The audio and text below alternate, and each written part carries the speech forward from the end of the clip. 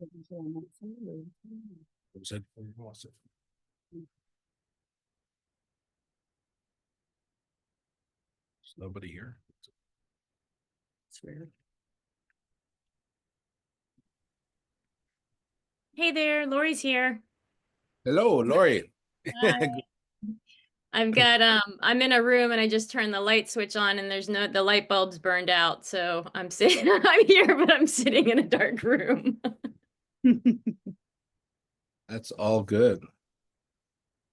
We are sitting outside, as you can see here. Forced to relocate after this little incident in the ashram. Yeah, But it's a beautiful morning, so hopefully it can air out a little bit in there. How are you guys feeling with all of it? Must be zapped. yeah, we've got a lot going on, and we've been, oh, look at that. Yeah. Trying to be 1,000 places at once. So, and nobody was hurt, right? And no animals, just that's so good. So did the alarm go off? Is that what the fire alarm go off? Yeah, it did. And there were people in the house next door.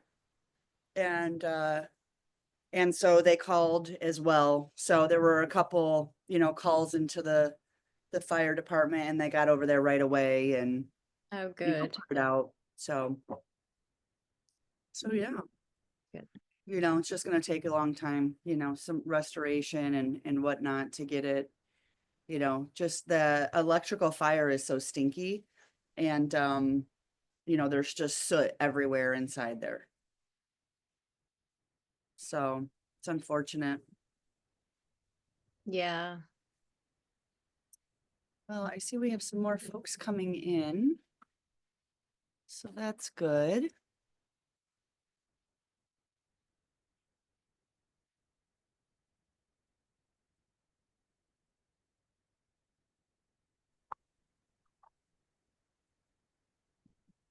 Hello, testing, testing. Does it work?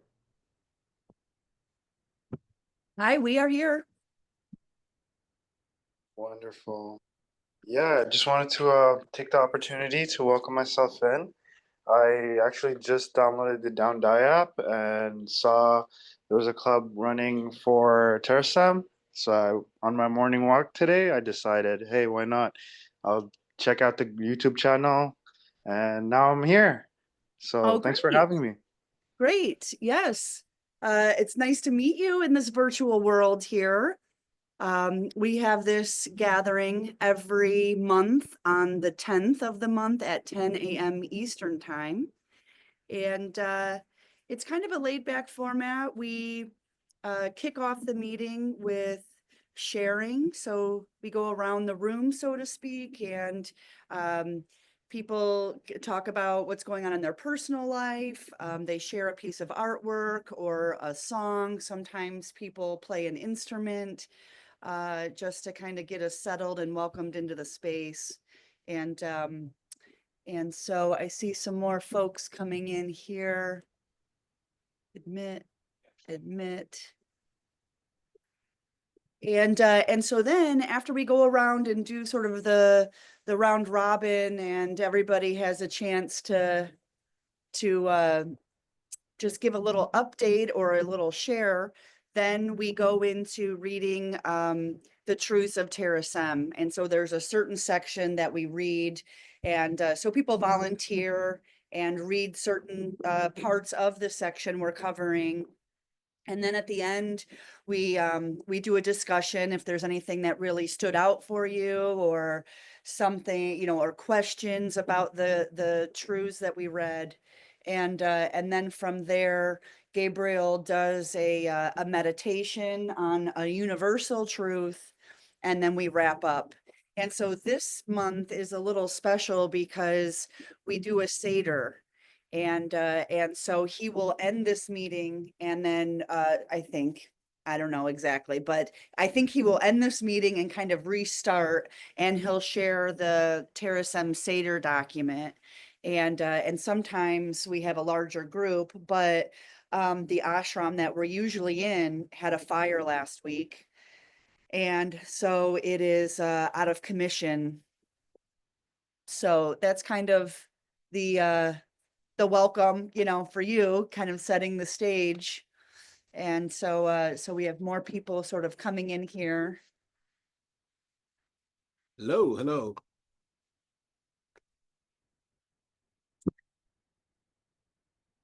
Muted. Hello, everybody. Great. You worked out the admit. I was yeah. He took a call real quick, so I was doing the admitting, and then we have a new person here, Tan, and so I was explaining kind of what how this meeting goes. Excellent. Yeah, wonderful. Thanks for everybody for joining us here. Gabriel, Swami G, as they call me, and we're here in March 10th, Terasem Satsang, and yeah, you know, it's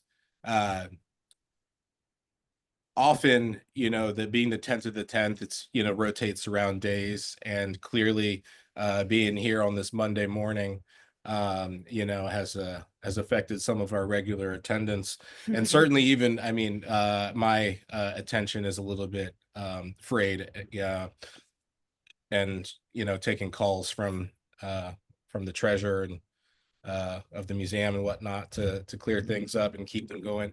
We are, you know, super busy out here in the Space Coast. 2 weeks from now, we're putting on 321 Day, our second annual event, celebrating our, you know, local place as a community in space, and the origins of the, you know, citizen advocacy that delivered the 321 area code here for us on the Space Coast.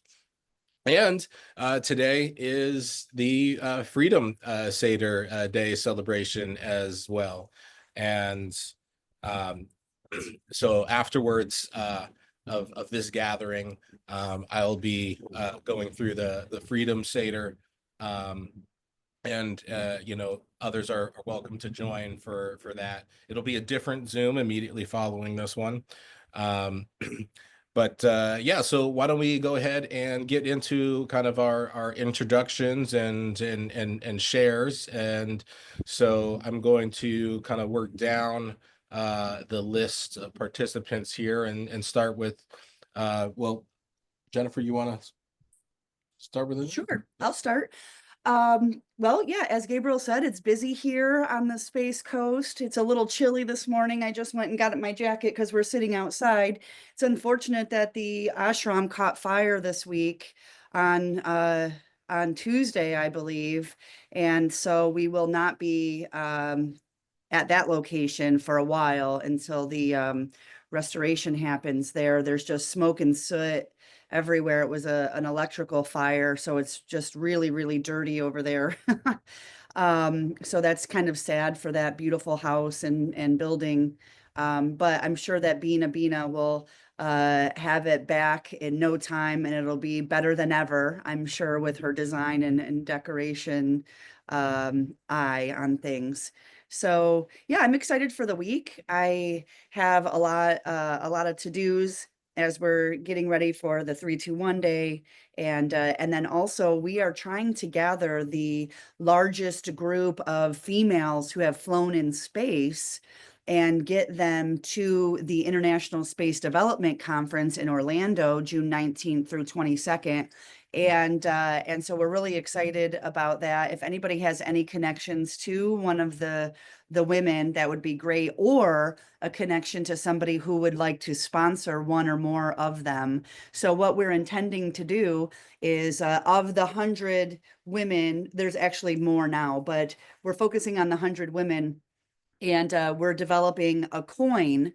And each coin will have something on one side, but on the other side will have the number. So if I was the 77th woman who flew into space, I would get, my coin would have 77 on it. And so we just met this weekend through another event, a guy who does this sort of thing and is offering to donate these and make the coins and donate them. So I'm just super thrilled at how, the universe is bringing the right people and the right things together to help make this a really great celebration of women, and doing it on Juneteenth, the opening day of the ISDC meeting.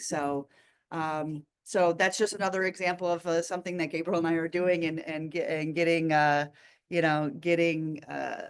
things happening here on the Space Coast and bringing community together. So happy to be here, and excited about the day and the week. Awesome. That's it. Excellent. Well, let's go next to Angela. Okay. Hello from New York City. Check out. Wow. I'm cat sitting. My brother is on a cruise, so I'm cat sitting for the week up here, visiting friends in the New York City area and trying to be productive. He's got a great view, as you can see. I like to see the lights at night. It's so fun. Anyway, one thing I realized I've never shared with you guys, like one of the kind of many projects I work on to like, how can I help make the world a better place kind of things. I worked in government long time, and I've traveled a lot of the world. And my conclusion is that the government design, like that approach to self-governance, is pretty dysfunctional. Wherever you go in the world, it's just they exist on spectrums of dysfunction. They're designed for an old world, not the world with AI and space travel and complexity, and where we need agility and innovation and intelligence. Like those old systems are like designed for yesteryear. So they're failing humanity, and like the rampant poverty, the underperforming educational systems, profiteered healthcare, racism, sexism, like so many of the things that are wrong in our world, we look to governments to solve for humanity, and they fail us. So, and there's like 200 of them, and they're all in the United Nations, but they're not united at all. A quarter of them are warring or in hostilities with one another. So it's begged the question for me, like, well, what do we do instead? Like, if the government design isn't solving the meta crisis, what do we do? And that's part of why I studied genius polymaths, because I knew that they would be a part of the solution. But there's an interesting project I've been working on I haven't told you guys about. I'll just mention it briefly and then I'll shut up. So there's an Aboriginal tribe. And by the way, I think there's a lot to be learned from First Peoples, native cultures around the world. Like they're more in touch with the normal human way. They haven't been corrupted by like stupid ideologies that we have in modern, like the values of the modern world got off. The native peoples are more in touch with like the natural ethos and heart of what it means to be human, to be interconnected, to be part of a vast cosmos, to be part of a planetary body. Like they're just more in tune with the natural way.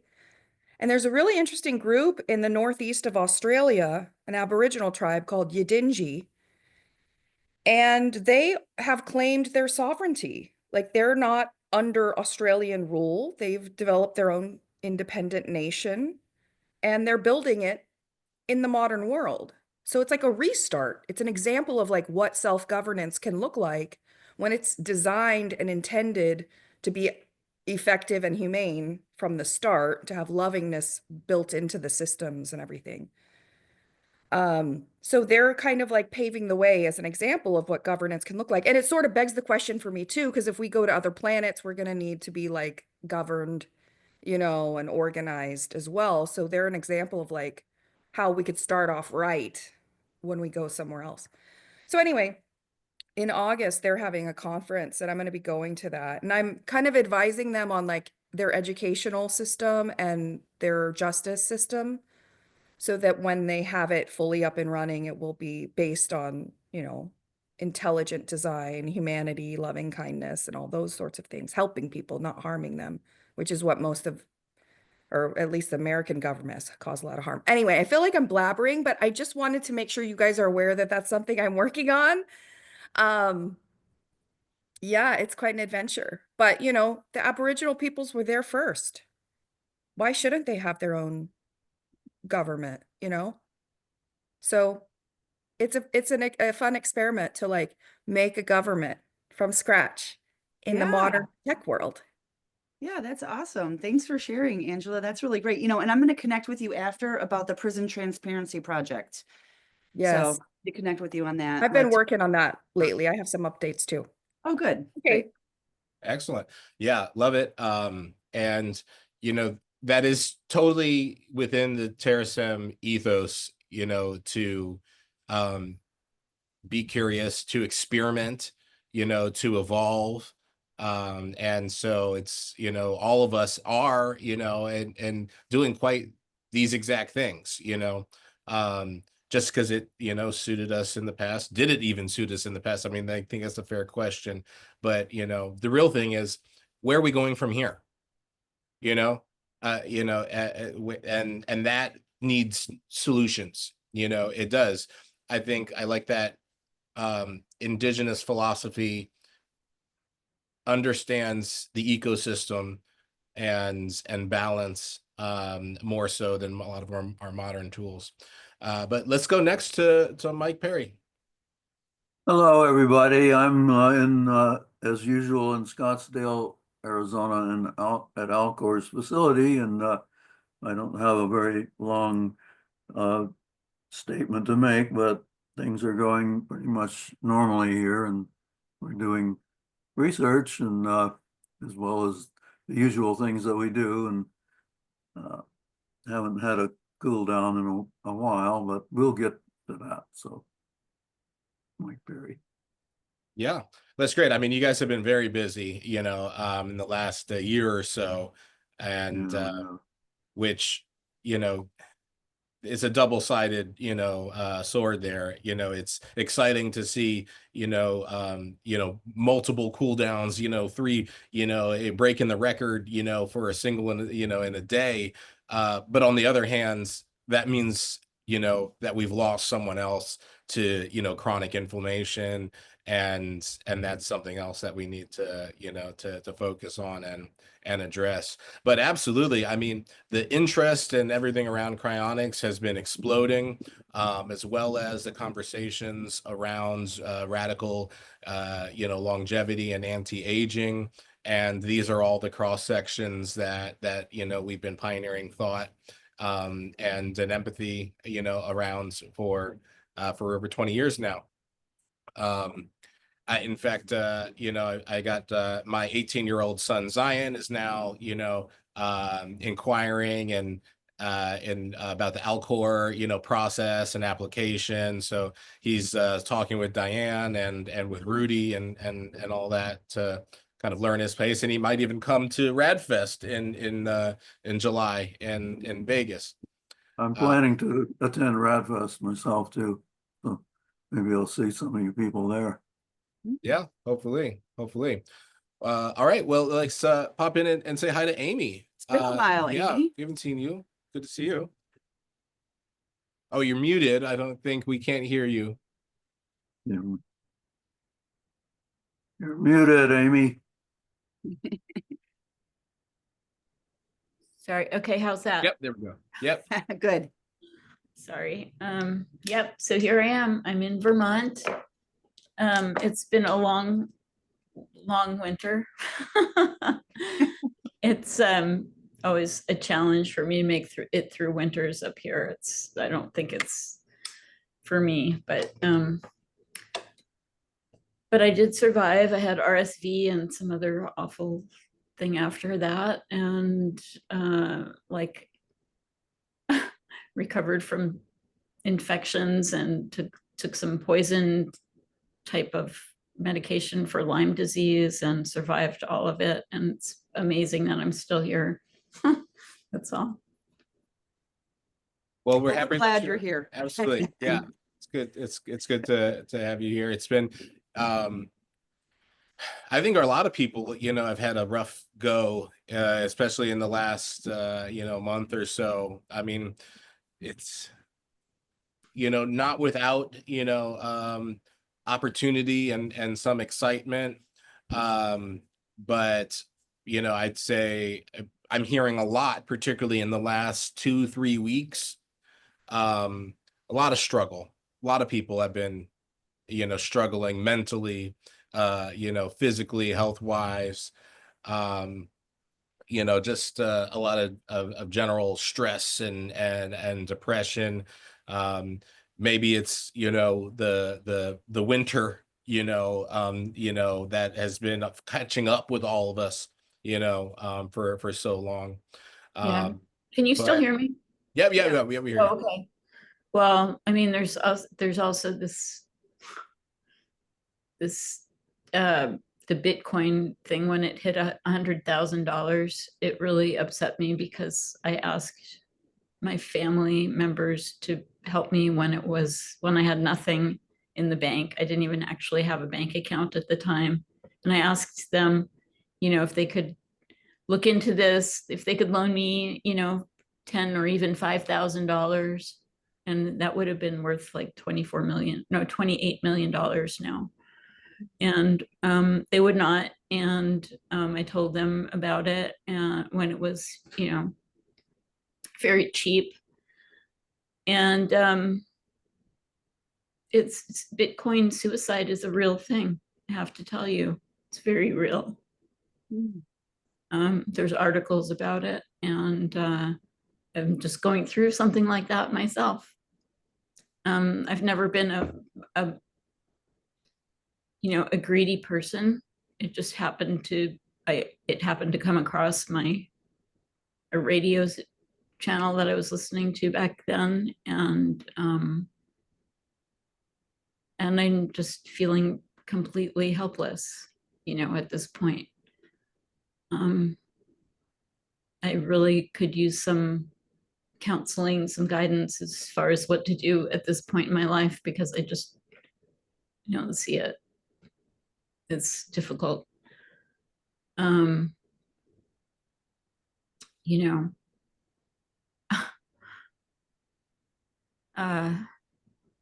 mean, I know that money is something that people don't really talk about, but living on disability is just, I know it's, worse for other people. It was bad for me for a long time. I didn't have any income even from disability. It's very difficult. Very We're with difficult. you, Amy, and you're certainly not alone. This is not something you're solely experiencing. It certainly isn't anything targeted at you, and you have a community, around you who cares, concern, and is concerned. And we'll be up there in July. Yeah. So early July, we're going to stay up there in Bristol for probably the whole month. So we'll be right across the street. Oh, cool. That'd be great. Yeah. So that's something to look forward to, Amy. I look forward to hanging out with you. Thank you. Hey, this is Lori. May I follow up with that? Because you two know me well, and this is sort of my mission with this issue. So may I introduce myself? Absolutely, Sure. yeah. That's a you're great, next. Go. You are next too. So Oh, good. Well, maybe I had a little intuition on that one then. So hello, everybody. My name's Lori Guyswhite, and I am currently in Satellite Beach, Florida. I am a Space Coast baby. I'm fortunate to have had the father I had. He was a spacer. I grew up in Air Force bases as a civilian. He had many hats, is what I've learned, but he managed the Jeddah International Airport when I was young. So I ran around there as a kid, and then Patrick Air Force Base and Satellite Beach, Cocoa Beach. It's my village. I know, my friends, their fathers worked on the Apollo project. Like, I didn't know what an analog astronaut was until a couple years ago, because I have the real things in my post office and as my neighbors and things of that sort. So that's kind of who I am as a person. But I'm also a person that has a 25-year-old son that I was abandoned with. I know homelessness, I know food insecurity. I know what it's like to live in your car or have to strategize how you would live in your car, where you would sleep if you were homeless. I have been in the real estate industry for 25 years. And I've also was a caretaker for my father while taking care of my son, very low income, praying to have enough gas to get in the driveway. Watching the difficulties in real estate in this community in Florida, watching seniors ungracefully age out of their home. Watch how I grew up or raised my son, fortunate to have Medicaid, grateful to have Medicaid, right? These are the real issues that every community has. There are families living in our local satellite beach cheapest motel, mass amounts of families of 5, right?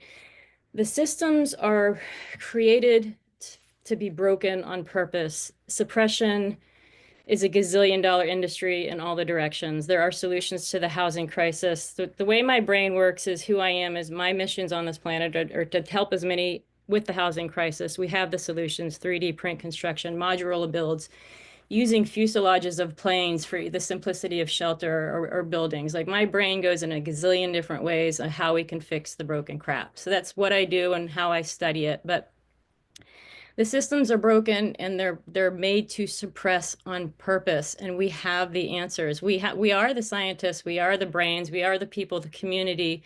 We just have to figure out how to pull it together and do it. What's happening right now in the business entities is it's everything's getting sold, right? And what happens when they rub the wrong edges of these brilliant people that don't want to work with them? That's what we need to do, is we need to unite with these sort of things. So Amy, I'm happy to have just met you. Just remember, the fucking bullshit is temporary. You have probably survived so much in your life to this point to fucking give up now. Like, we need people like you. I need people like you. Like, our voices, our stories are what are gonna help, is gonna help us to fix the broken shit. And Angela, to you, what you're doing in study, I would take a look at Texas.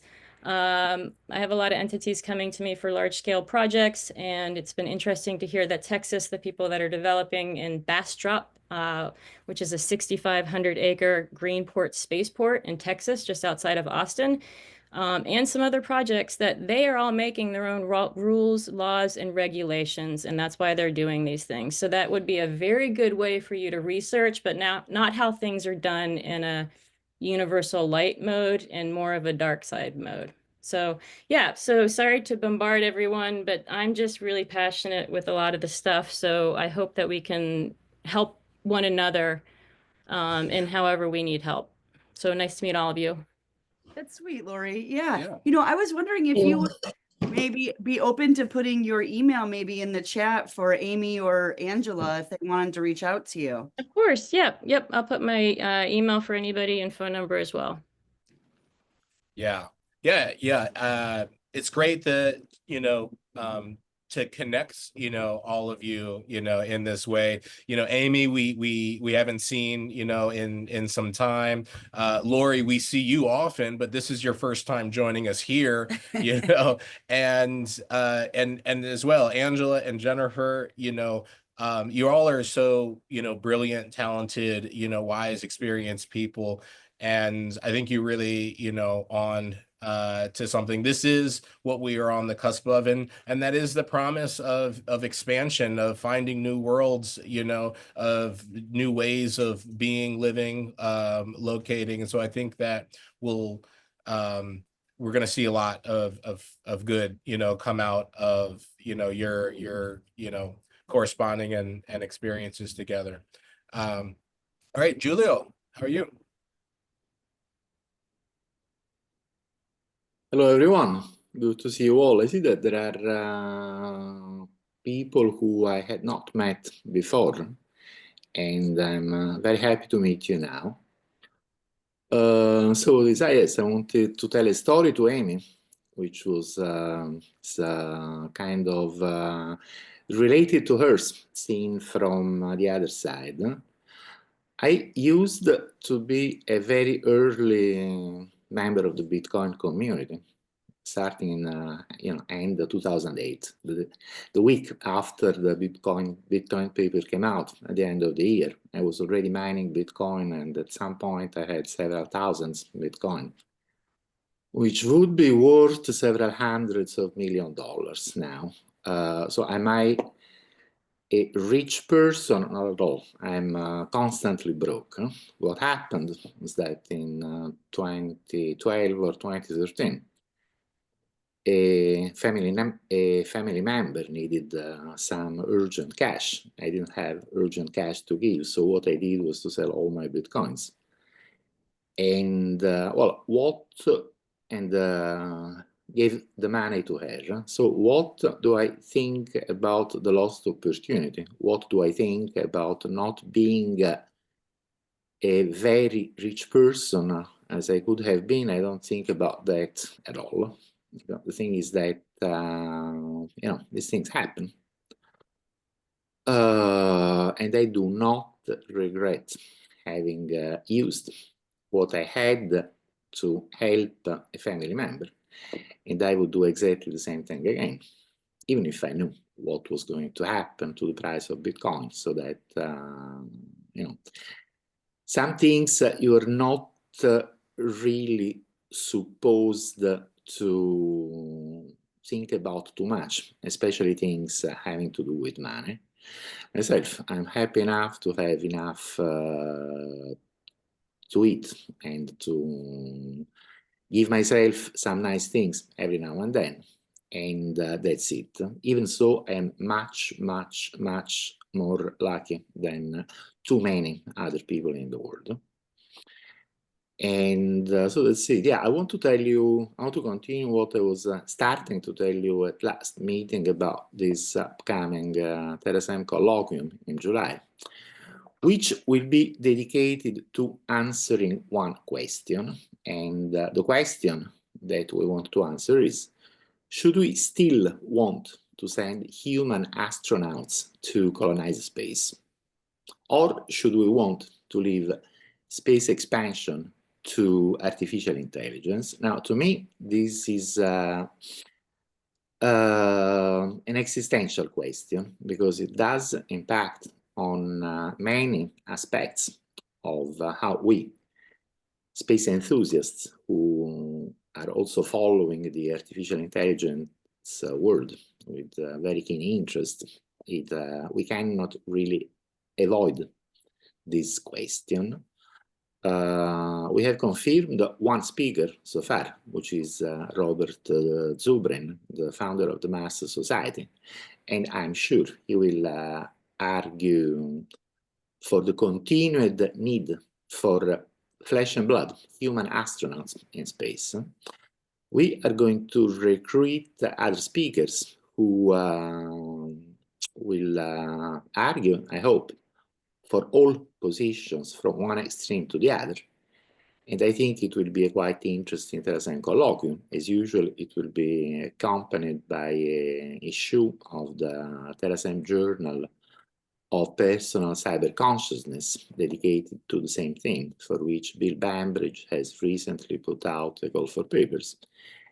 And if you want to submit a paper for the journal or speak at the colloquium or know anyone who does, please get in touch with us and we will see what we can do. I have taken too much of your time already, so I'm going to switch the microphone off now and continue to listen.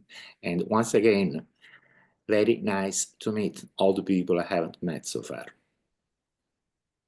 Thank you. Thank you. Yeah.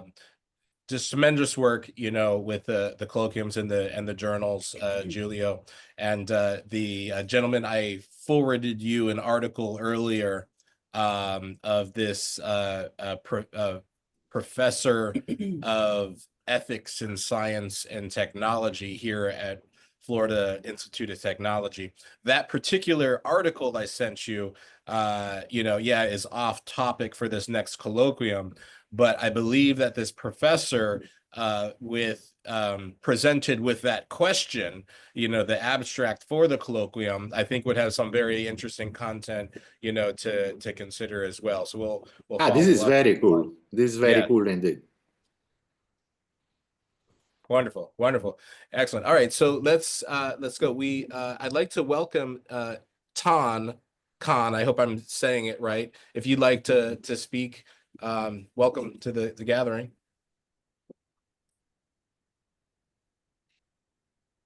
Thank you. Now, yeah, I spoke to Jennifer a little while ago, but we got some new people. I just joined on the Don't Die app and found a club that was the Terasem. So on the morning walk today, I was like, okay, might as well check out the YouTube. I like the message that's coming across from the first part of that series, of the 2 parts of the most recent videos. So yeah, I'm here out based in Toronto, Canada, and yeah, currently a small project, or I should say it's on the way of becoming a large project is discovering my inner child. A lot of people have mentioned of their inner child journey so far, and I'm very intrigued. Um, in my 6 years of uh, understanding longevity and what goes into it, I never kind of understood the trauma portion of a person and how it interrelates. I've been more attuned towards the biomechanics of the body rather than the psyche of it. So yeah, it's something I'm working on, and I'm happy to be on the ride with y'all. Well, Awesome. yeah, that's great. That's what lovely. And especially that you were able to find us through the Don't Die app. I know that we've had a pretty good RSVP attendance on the app, but I believe that you're the First one. person to attend and at least participate through that relationship. So that's also very exciting. And you know, you're somewhat in the time zone span of what's convenient to us as you know, East Coast um and you know, we often get people, you know, as far as Julio in Hungary and Derek in Moscow, and but we tend to often be maybe too early for many people, you know, as far west as Michael Perry, and even as, you know, all the way out to, you know, Hawaii, China, and whatnot. However, we are increasingly seeing that participation grow because of these recorded contents that you were able to kind of enjoy and share, which is also great because many of the people who do come in at this point, they actually, some of them are very well versed, you know, from having, you know, watched a year or more, you know, of the recordings, and then, you know, come in with fascinating, you know, questions and insights. And so I very much like your thoughts on this, and hope you continue to, you know, come and join us. Yeah. We also got Tom in here. So hey, Tom. I almost didn't recognize you. I think you know, growing the beard out or something. Yeah. You're muted. Oh, Hold you're on. muted. We go. Is that good? You hear me now? Yeah. Yeah. Okay, good. Sorry. I'm on my phone. I forgot my computer when I came to the studio this morning. But yeah, good to be here. I haven't been here in months. It's just not aligned with my availability. My work is when I'm scheduled with a client, I'm one-on-one, and it's kind of like I can't, you know, 10 o'clock if it falls on a weekday, I can't really do it usually. But I'm happy to be here. Yeah, so much going on. One thing I want to throw out is I don't, you probably have all heard of it, but it's totally viral these days, but the telepathy tapes podcast, have you all heard about that? It's it's quite it's interesting, kind of along the lines of what Angela was saying, like getting away from the rigidity of the science and the empiricalness of the world that we've, you know, in this last century and a half or so have been sort of prescribed and believe in and live by and agree on and all that stuff. But, you know, the telepathy tapes, I think, is poking a hole in that bubble for some people who haven't otherwise considered it. It's just, do you all know what I'm talking about or no? It's just in a nutshell. Telepathy tapes it's a podcast that looks at the international disconnected experiences and testimony of parents generally or relatives of children on the spectrum, like way up on the spectrum, and how they are inarguably finding evidence of telepathy, mind reading, like across great distances, and just amazing stuff. And it's really it really gives me goosebumps to listen to it and hear how, like, oh yeah, my child couldn't talk, but she could read my mind. She's never spoken a word, but she could write down what I was thinking in the next room with 100% accuracy. And they're just collecting this from around the world, and it's so that's just one thing that's kind of in my world right now.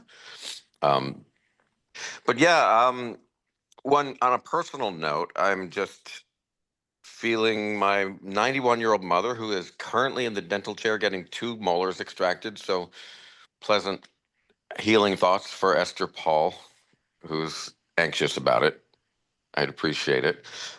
On a professional level, at the moment, I'm embarking on a really cool, interesting project at a big immersive museum in Lower Manhattan called Mercer Labs, which is tens of thousands of square feet of like 360-degree video and all kinds of LED arrays that are 3-dimensional that you immerse yourself in, and all this stuff for just kind of an experiential thing. And I'm the sound designer and composer for that museum. And the current exhibit, which we are just beginning to sort of ideate on, is it's called Maestros, and it's about old, the A-list of painters, classical, between, everyone from Rembrandt to Picasso to, just all the like the top shelf people that everybody knows.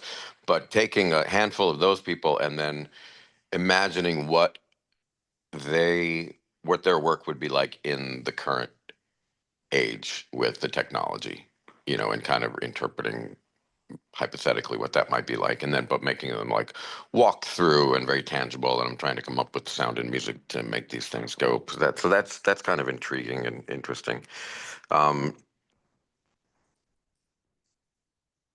but yeah, just I'm happy to be reconnecting with you guys. I needed some variety of perspective, which I get so sort of focused in on my world of filmmakers and people in that space, and it's really nice to connect and hear other stories. And always interested in the longevity space. I didn't know about Radfest until you just mentioned it, and I looked it up, and that looks really interesting. I'm a big fan of Peter Diamandis, and I'm doing his Life Force thing.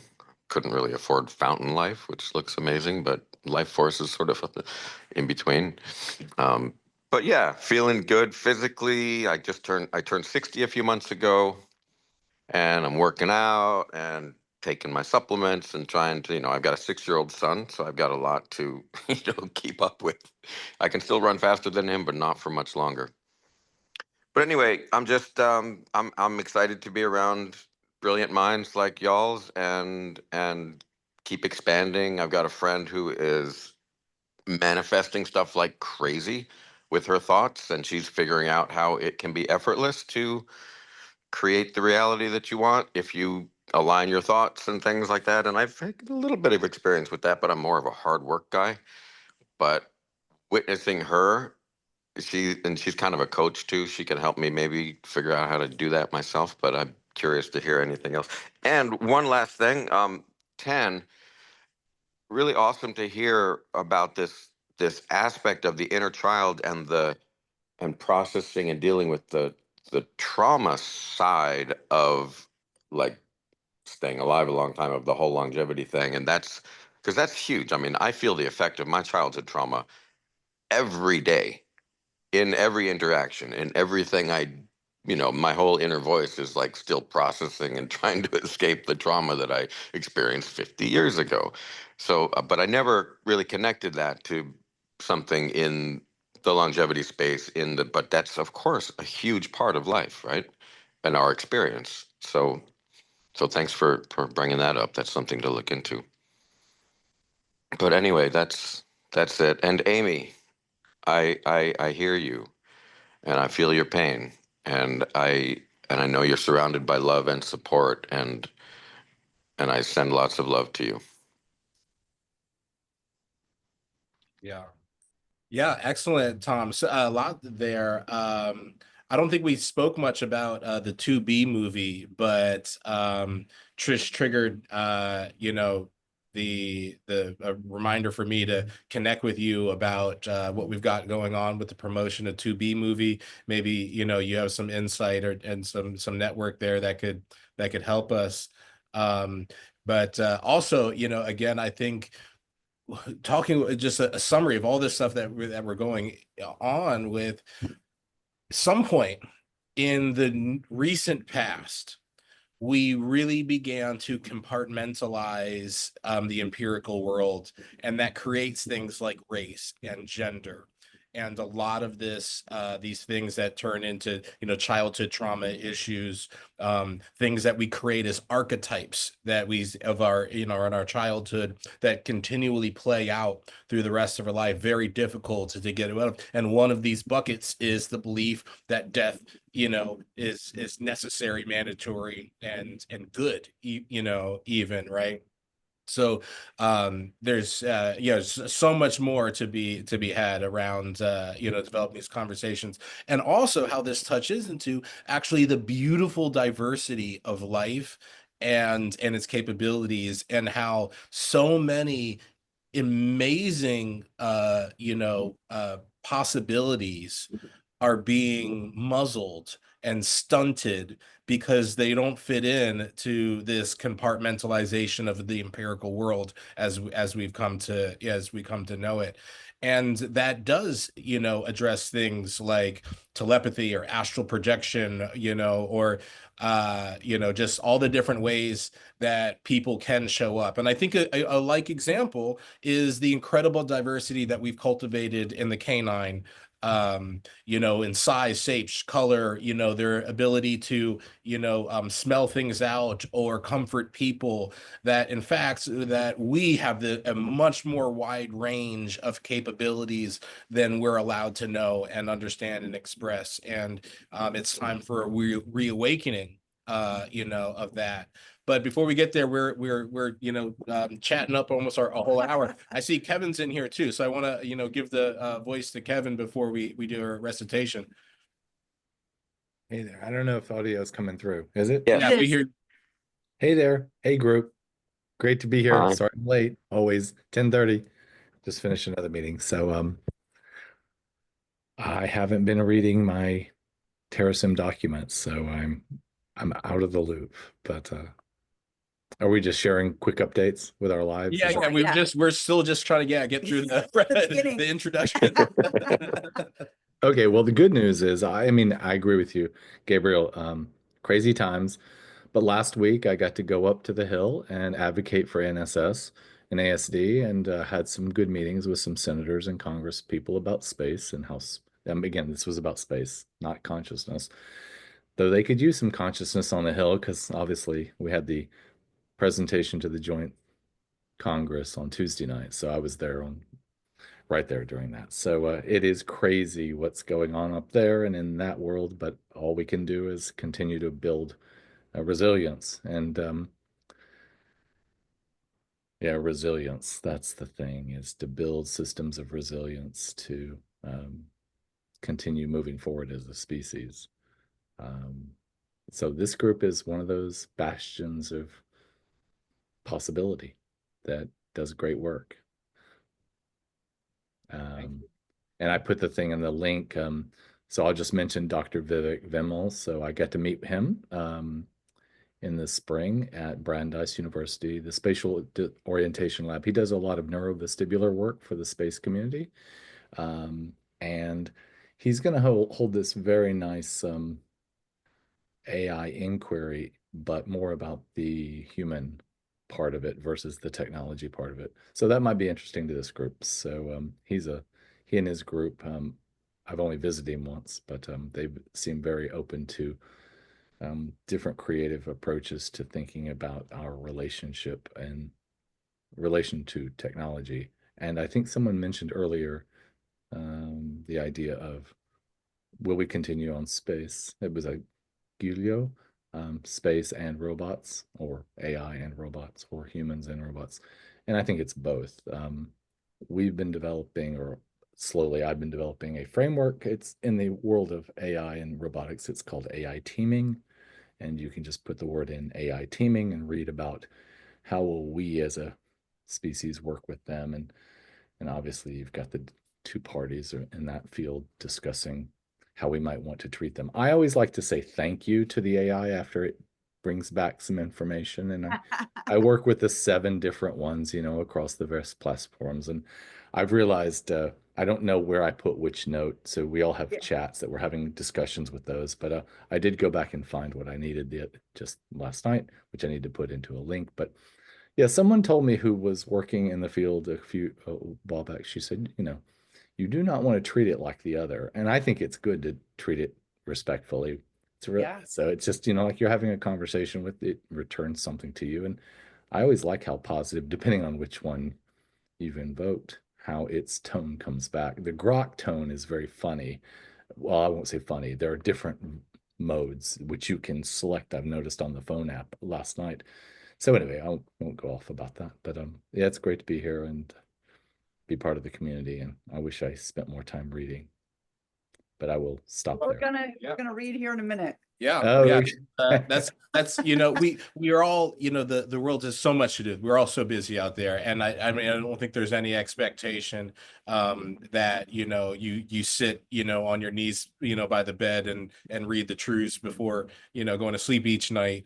You know, that's not quite, you know, the movement. But we come here to, you know, to do that, and we do that. That's why we do half of each section and complete the process each year. And even though the truths, you know, marginally change, you know, every 4 years, it's amazing how much we change, you know, in between, you know, those times.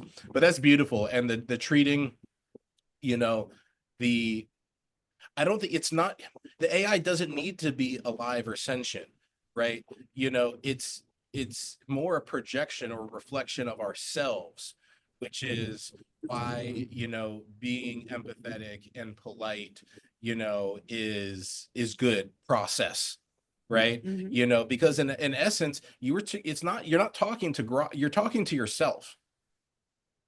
You know, it's a reflection. It's a tool, and you know, at the, you know, ultimate, you know, level that it does or is already sentient or conscient. Yeah, you might want to, you know, set a good example. You know, first example. You know, be kind. But really, I mean, I think it's less about the ultimate answer to the question of, is it sentient or is it conscious or is it alive? You know, you are. And how you engage in it is ultimately a reflection of yourself, less so than it is of the sentience of the thing that you're speaking to, or your belief in that, right? But we are coming. We've almost got the whole hour through, so I'm going to share a screen and bring up the truths so we can do our recitation. But thanks to everyone for, you know, chiming in and everything that you're doing to advance Terasem here. All right, so let me bring my window up. And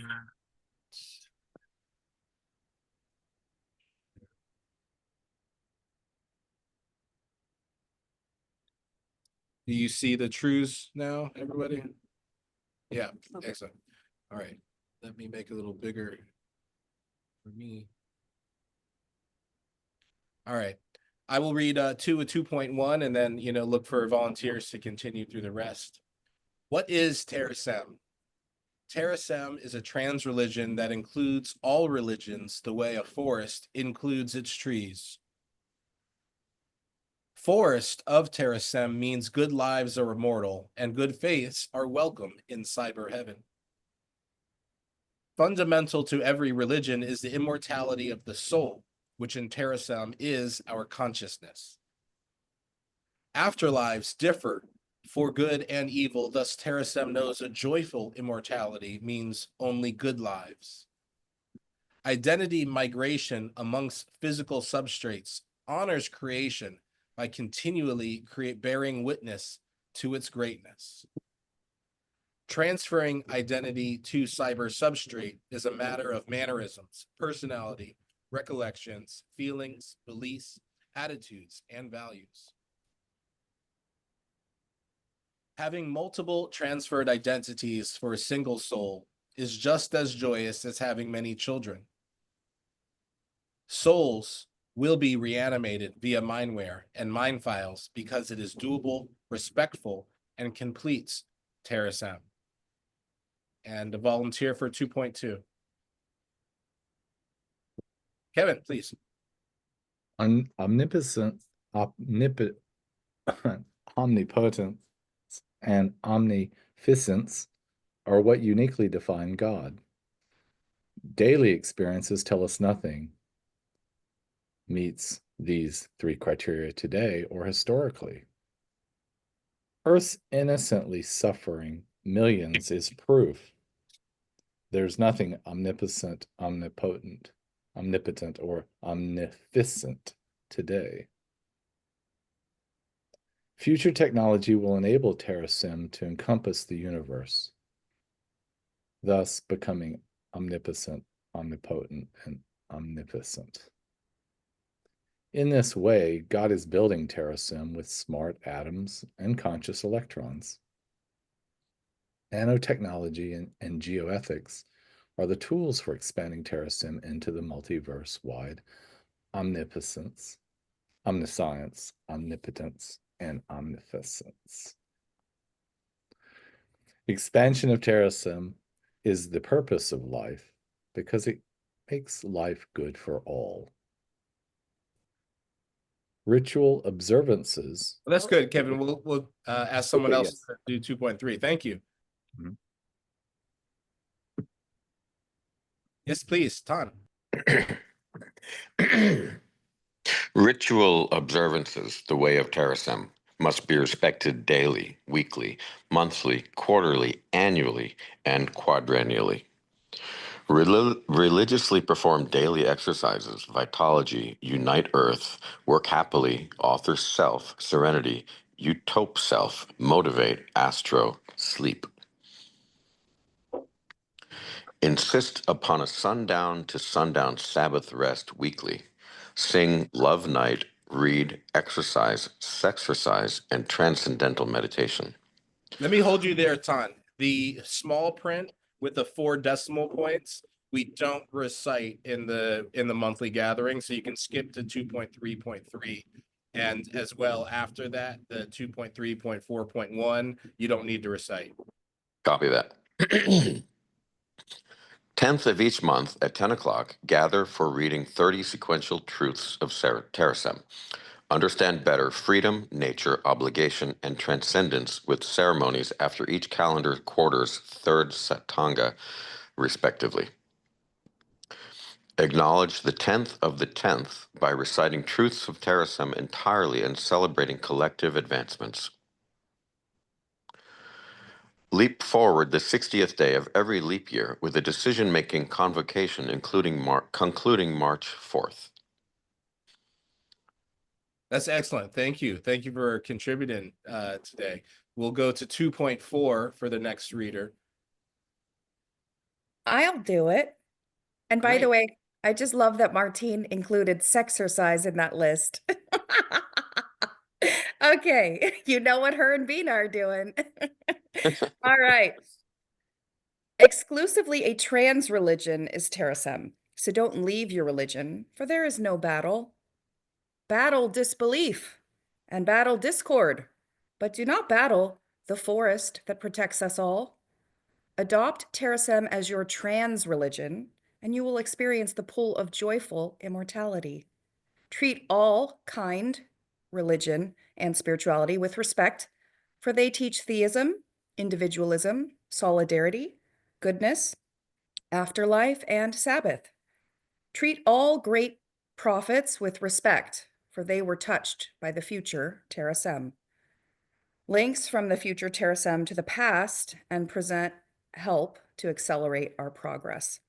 Expect not all religious leaders to understand Terasem, for shadows are created by light. Excellent. Wonderful.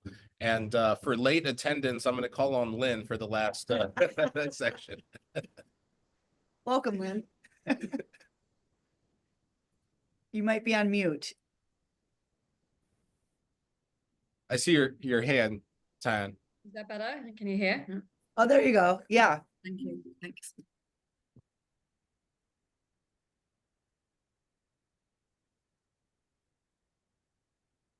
Welcome. Would you like to read 2.5 for us, Lynn? We're just me finishing read the recitation. 2.5. Yeah. Oh, okay. Am I late? I thought I was on time. Am I late for this? We had so we had our time change this weekend here. Yeah. God, I really tried to make it today as well. Sorry about that. That actually, you know, honestly, I was wondering why we were missing a few people And that's today. about And that's probably why. everyone's, which is we are going to start the Seder immediately after this. So on perfect a timing new for link, you, yeah. Lynn, because then you can attend the Seder. Okay, that's cool. I just went off the Discord invite. I think on Discord it just had this time, so that's what I went with. But let me read 2.5. Okay, and then I'll join the next bit. Sacred is consciousness above all else, says Terasem. 2.51. Sacred consciousness is respected by Terasem's commitment to diversity, unity, and joyful immortality. Cannot pronounce this next word. Athanophy, the philosophy that science will conquer death, brilliant, is a basic Terasem belief.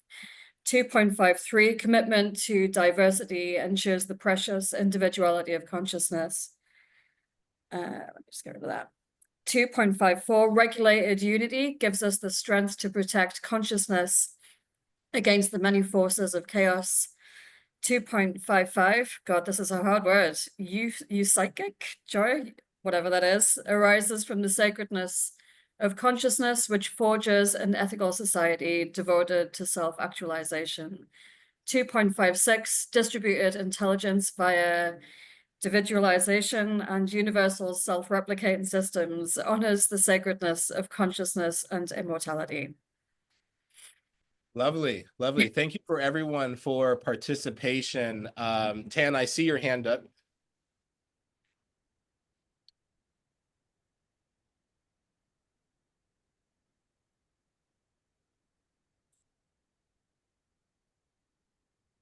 So There we go. We hear you. Oh, yeah, that was in terms to volunteer for reading the past. oh, for reading. But Oh, yes. got it. No, yeah. Is it Thank you. Thank you. All right. So we are going to, so a couple, you know, just concluding thoughts. We're going to have to wrap up a little earlier. And this section, we did add some additional text here. And I was hoping that we would, you know, come back and discuss that a little bit more in depth. The 2.3.6 subpoints in there, but we will have to, I think, save that for another time. We have an announcement, though, just to share, is that Jennifer and I got engaged a couple weeks ago. So Congratulations. thank Brilliant. you. Love it. Yeah, and we want to do like the first Terasem wedding. Yeah. You have to get married when I come to Florida. That's what it has to be. It has to be when I come to Florida so I can show Yeah. you. That's brilliant news.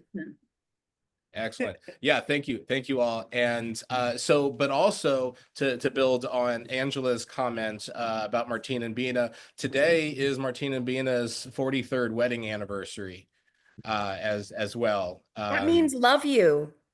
143. 43 means love you. Mhm. In text, in back in pager language. If you grew up in the 90s, you know that 143 Oh, means yeah, love that's, you. yeah, So absolutely. 43 means love you. Mhm. That's Absolutely. awesome. Yeah. I'm also turning 43 this year. I've So fallen in love with someone What who's a 43. synchronicity. Right. I've fallen in love with an Egyptian doctor who's 43. Isn't this the day? The day of 43. Guess how old I am too. Are you 43? I'm 43. Yeah. All you Yeah. young people. Right? excellent. All right. Well, I'm going to select a you know, universal truth, and then we will conclude. But before I do that, let me quick I'm going to post the next. Oh, I already did it. Oh, you got it? Oh, It's thank in you the so chat. much. I post the Zoom link for the Seder in the chat. Wonderful. good. Wonderful. Then, you know, honestly, I'm perfect. gonna stop share, and then this I just saw the title, but you know, I couldn't make this any more perfect to conclude us. So let's all take a deep breath, find a comfortable spot, focus on maintaining a rhythmic, you know, long, deep breath. Close your eyes, roll out your neck if you feel inclined. And our universal truth for March 2025 is cooperation. Cooperation is the vehicle for a sacred new world. In fact, the original word for competition in Latin was competur, which meant to seek with. Cooperation affirms a higher life, enriched with the blending of souls. It creates a much vaster destiny for ourselves because there is a greater good for all involved. It is a unified, universal team whereby everyone is honored for their individual divine spark. Immersing ourselves in the cosmic flow is an egoless spiritual servitude. Our once considered competitors become our community. To operate alone is truly lonely. To cooperate is truly lovely. Remember, snowflakes are the most fragile things of all, but look what they can do when they stick together. And that ends our gathering for March 2025. Thank you all for being here. This is a lovely, gathering, especially for, a Monday morning with an inconsistent time change, around the world. So just great to see you all. And if you have time to join us, follow this link, copy that link out. We are going to begin the Freedom Seder immediately following. And just appreciate everyone. We'll see you soon. Take a Have a quick good month. screenshot. Thanks for being here. What is a freedom cider? I have no idea, but I'm going to go anyway. I'm going to join it anyway. Yeah, I have join no it, idea. and What then you'll find Then- out. then Then you'll you'll find love out. it. You're gonna Yeah. love it. Okay. Yep. All right. See you there. Bye, Bye-bye. everybody. Bye-bye.